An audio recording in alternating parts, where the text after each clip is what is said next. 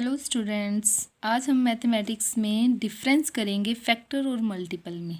ठीक है कि जो फैक्टर होते हैं और मल्टीपल होते हैं, पहले तो वो होते क्या हैं और उनके बीच का डिफरेंस क्या होता है। ठीक है, कई बच्चे क्या करते हैं, फैक्टर की जगह मल्टीपल और मल्टीपल की जगह फैक्टर लिखाते हैं। तो आज हम इनका डिफरेंस करेंगे। तो एक चीज़ पहले ही माइंड में बिठा लेते हैं। एग्जाम्पल मैंने 12 लिया है, उससे पहले फैक्टर की बात करते हैं।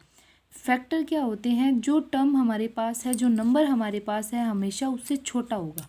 ठीक है, फैक्टर का मतलब होता है पार्ट, छोटे पार्ट्स। ठीक है, तो फैक्टर क्या होता है, छोटा होता है हमेशा इससे। और मल्टीपल मतलब मल्टीप्लाई करने से तो वो बड़े होते हैं। ठीक है, तो मल्टीप्लाई करने से बड़े होते हैं, तो उससे हमेशा बड़े आएंगे। मल्टीपल हमेशा बड़े होते हैं, फैक्टर हमेशा छोटे होते हैं। तो देखते हैं कि जो 12 है उसके फैक्टर क्या क्या होंगे। बात करते हैं कि 12 के फैक्टर क्या होंगे। तो इसका इजी सा तरीका क्या है कि आप ये देख लो कि ये किस किस के टेबल में आता है। ठीक है, ये किस किस के टेबल में आता है। तो इसको एक लर्न करने का अच्छा सा तरीका देखो। आप देखो, जिसको पता है वो तो जल्दी जल्दी लिख लेता है, लेकिन बच्चे इसको नहीं लिख पाते हैं। तो देखो इसको कैसे लिखना होता है कि पहले लिख लो 12।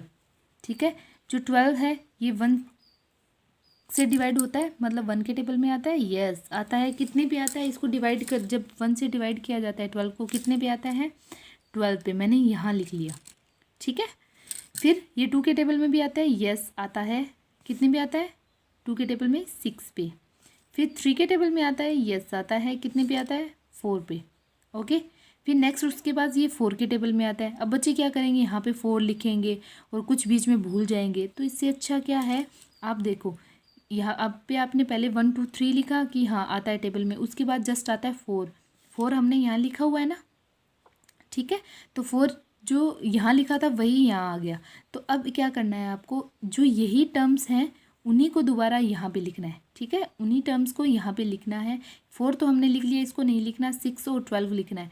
अब एक चीज़ ध्यान रहे, कई बच्चे क्या कंफ्यूज हो जाते हैं कि इसके बीच में 5 आता है, 5 से करके देखें या 7 से करके देखें। नो, जो आपने यहाँ लिख दिया इनके बीच में कुछ भी नहीं आएगा।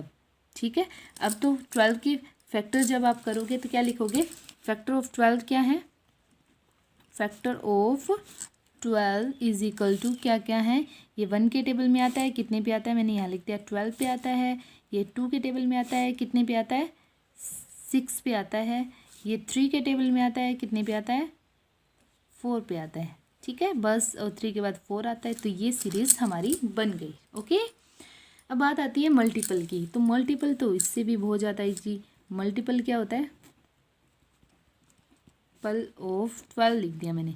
मल्टीपल का मतलब होता है जब इनको मल्टीप्लाई किया जाता है। लेट एज्यूम कि इसकी मल्टीपल कैसे निकालोगे आप, कि 12 को आप पहले 1 से मल्टीप्लाई करो तो 12 आ गया। 12 को 2 से मल्टीप्लाई करो, ये इसका मल्टीपल है, तो 24 आ गया। 12 को 3 से मल्टीप्लाई करो तो कितना आ गया, 36 आ गया।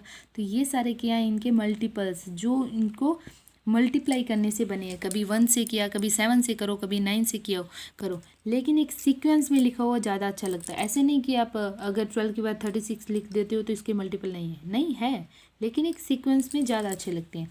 ठीक है, तो क्या होंगे इसके मल्टीपल, 12, 24, 36 और ऐसे सो ऑन चलते रहते हैं। ठीक है, फैक्टर ख़त्म हो जाते हैं, लेकिन जो मल्टीपल होते हैं वो कभी भी ख़त्म नहीं होते, इनफाइनाइट चलते रहते हैं।